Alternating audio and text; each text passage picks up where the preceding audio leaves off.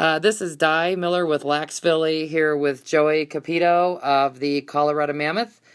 And I'd like to thank you, Joey, for taking the time today to do an interview with me. I'm happy to be here. Thanks for wanting to talk to me. Oh, heck yeah. So tell me, you've had a pretty spectacular year with as far as the awards that you've gotten. Uh, Recently, you were named the NLL Transition Player of the Year, and you were up against Brody Merrill of the Toronto Rock and Christian Lang of the Roughnecks. What was going through your mind when you were chosen as one of the candidates, and how did it feel when you won the award? You know, it was really an incredible honor. Ever since I was a kid, I've always wanted to play in the National Lacrosse League. And to win that award, it just is a testament to how far I've come as a player. And, you know, I need to thank, obviously, my coaches, my teammates, the entire Colorado Mammoth organization for giving me an opportunity to play and to be successful as a lacrosse player. And, you know, on the night, Carson Leung is going to be an up-and-coming star in this league, and he's going to be one of the better players in the league for years to come. And Brody Merrill's a legend of the game and one of the best to ever play. So to hear my name called was really a special feeling and really kind of surreal. I couldn't really believe that it actually happened. But like I said, it's an incredible honor, and I'm going to use it as motivation moving forward. Okay. Yeah, I was pretty excited for you when I saw that, and I was hoping that you would want to do an interview about it. Then when I saw that just recently you got named to the 2015 AllPro first team, first time in your career, congratulations. And also first time since 2012 a Mammoth player's taken home a league award like that. And you're the first Mammoth player to ever win that award, so that's just must have been an amazing feeling as well.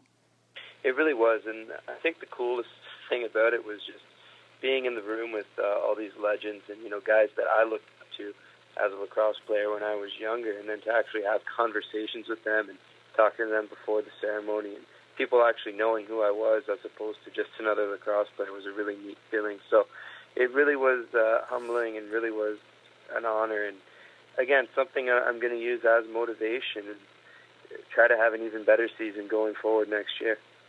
Okay, so basically when they are picking the players to go into the All-Pro first team, second team, what different kinds of things are they looking at as far as your career stats, that kind of thing? Well, I'm not so sure career stats are necessarily that relevant. I think it's more of an individual season thing, and from my understanding, they take a few offensive players, a transition, defender, and goalie. So, you know, to be recognized again as the top transition player of the league is quite an honor, one that I definitely share with my teammates, because as much as it's an individual award, it's really them who've helped me get so successful as a lacrosse player, and they put me in great positions to allow me to do the things I do on defense and in the fast break game. So I'm really fortunate to play with such a good group of teammates and have great coaches who give me the green light and allow me to run the floor like I do. Okay. All right. Well, this past year, you had a pretty spectacular year. I was looking up your stats and just some of the things that stood out. You had 31 points, 41 caused turnovers, shot percentage of .372. You had 16 goals, twice of any other back-end player, and you had hat tricks or better 9 times in 2015.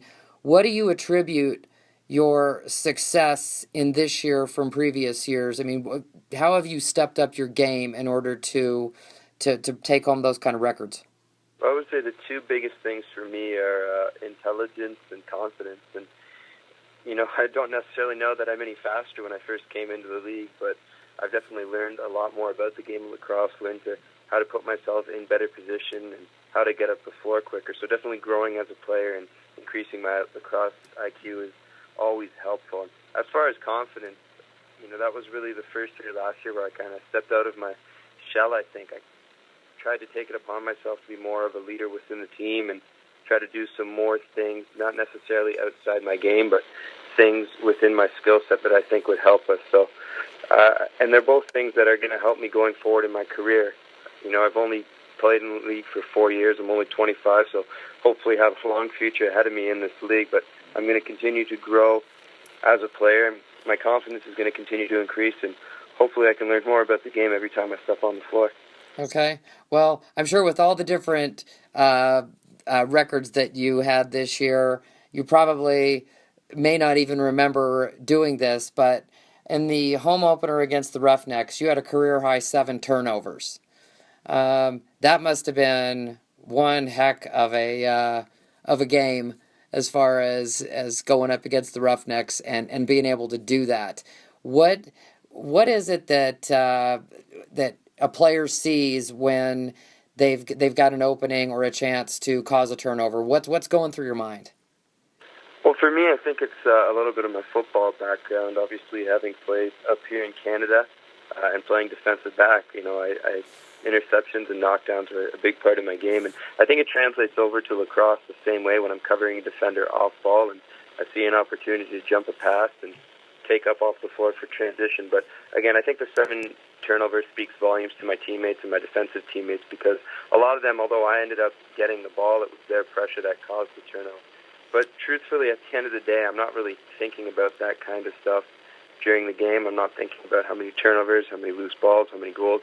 I'm just thinking about winning, and whatever I can do to help us win is great, and that's what I'm going to try to do, all the little things that'll help us win. But the stats are really not of a big concern to me, so to speak. Okay, which is kind of a good thing, because I know there's not a lot of players, but some players are more worried about the stats for themselves versus doing things with regards to playing as a team. And it seems, and it's very fortunate that that you're one of those players, that you're not worried about your individual stats. You're worried about the success of the team during each game. Yeah, ultimately, I want to win a championship, and as great as that Transition Player Award was, it really is a square peg for a circular hole, as one of my old coaches used to say. Individual awards only mean so much when you're playing a team sport, and we all play the game to win championships, and I think we have a great group of guys in Colorado. We're very focused and determined, and ultimately, we're not a selfish team. We all know the big prize is the Champions Cup, and that's something that everybody on our roster wants, and everybody's going to work toward and put the betterment of the team first. Okay. All right. So it looks like the Mammoth are going to have a fairly strong roster again. I see they picked up a couple more Denver Outlaws, and of course Grant Jr.'s back. Hopefully Eli is going to be able to play this season, being that he was injured last season. So it's got to be exciting to have those guys coming back. I believe both Cams, Cam Flint and Cam Holding, are back. And then, of course, you've got Dylan Ward at goalie and Alex Bouquet backup.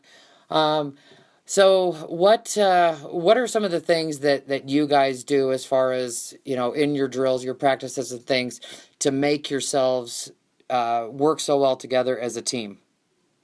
Well, a lot of it is mental stuff, and it's a difficult situation with Colorado because so many guys don't actually live in the city. About half the team is there during the week, so a lot of it is preparation, watching film, going over the game plan while we're on our own, and then when we get to Colorado or wherever we're playing for the weekend, we don't have that much time to actually get on the floor and practice the physical skills. So I think this year it'll be my 5th year with the Mammoth, and we have a good group of core guys who are going to be there for their 4th and 5th year. So the chemistry has definitely increased and improved over my course of time with this team, and I think they'll continue to improve going forward. We do have a few new faces, but they're great lacrosse players who are going to fit into our systems right away. And if you want to be successful in this league, the biggest thing is the chemistry and how quickly you can come together, because when you look on paper, anyone can beat anybody on any given night in this league. There's that much talent across, so how quickly we gel is going to be critical going forward. Okay. All right. So how does it feel that you basically have locked in your position again for another season with the Mammoth? I mean, nothing's set in stone, and that's not the way I see it. Going into training camp, I'm going to work as hard, if not harder, than anyone else. At this point in my career, it's a little bit different being a veteran and knowing what to expect, and hopefully I can help out some of the younger guys now as well. But like I said, ultimately championships are what we want in Colorado, so I'm still going to work just as hard. It's not going to change anything going into camp, really. Okay. All right. So what do you feel? I know last year the Mammoth went into the first round of the playoffs, and unfortunately, they were knocked out of it in that first round. What do you think that the Mammoth, just in your opinion, anyways, need to do to be able to advance into that second round of the playoffs? I think the biggest thing is going to be playing a full 60 minutes as a team. And when you look at our season last year, we had times where our offense was fantastic and our defense wasn't so great, and vice versa. Our defense will play a great game and the offense would struggle a little bit. So I think it's going to be putting it together, a complete team effort, and both sides of the ball clicking in unison for the full 60 minutes.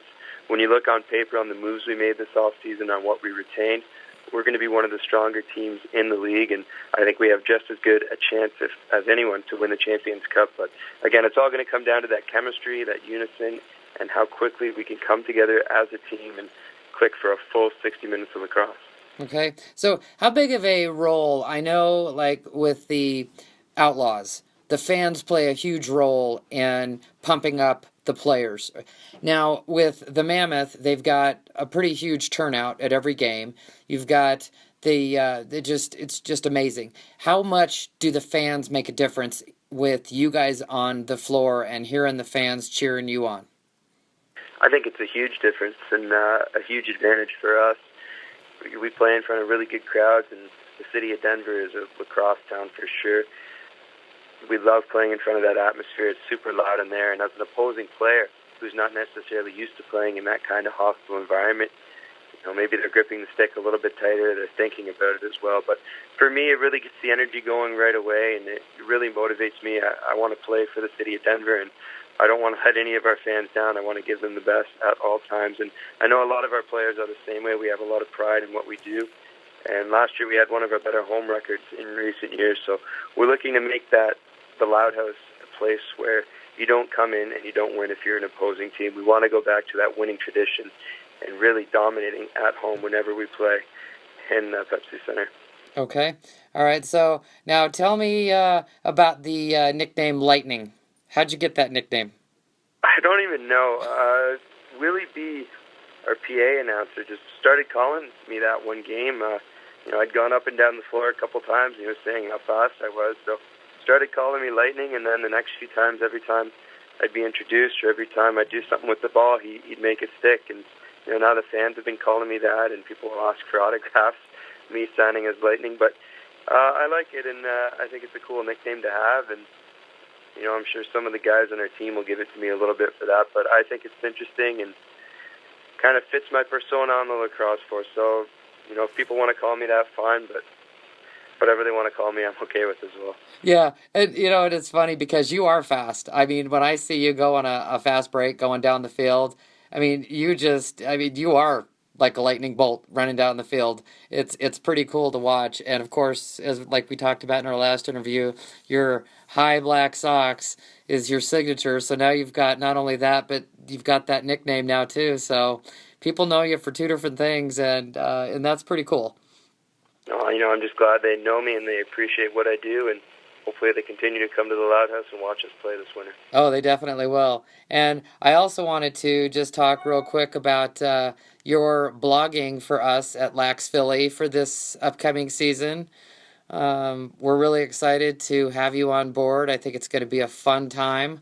And looking forward to getting down there on the floor with you at the home games and doing a little, having you give us kind of a recap of the game and your perspective on where the Mammoth are at and what they could have done differently or what they did right in a particular game. So it's a huge honor for us at Lax Philly to have you on as one of our player bloggers. Well, thank you very much, and I think it's a good opportunity. Again, the biggest thing to help grow the game and spread the game nationally, and if I can help do that or promote the game of lacrosse, and I'm happy to be on board with that. So never quite done anything like that before, but looking forward to the challenge, and should be something fun as well. Yeah, it is. It's a lot of fun, and that's the thing is we're all here to grow the game. It's getting huge in the entire North America. In fact, the more lacrosse that I cover, the more leagues I find out about, and it's amazing. And the only way that we're going to continue to grow the game is by pursuing it, pushing it, and getting it out there with interviews and player bloggers and Facebook pages, websites. Yeah, sometimes they're good. But a lot of people, the social media aspect of it, more people are looking at Facebook than they are going onto websites to find out about stuff, which has been really a success for us at Lax Philly, and that's why I think the players are going to really enjoy having you give us your feedback on the games each week. I think it's going to be a lot of fun. Yeah, I agree with you. It should be a fun time, and anything lacrosse is fun with me, and that's what I love to do. So hopefully giving back will help promote the game a little bit, and we can get some new fans. And for the ones who are already on board, hopefully they enjoy what we're doing. There you go. So, well, I would like to, again, thank you so much for taking the time out of your busy schedule to talk with me. And I will talk with you again soon, and we will get things worked out. And you have a great day, Joey. I appreciate that. My pleasure. Okay, thanks. All right. Take care. You too. Bye-bye.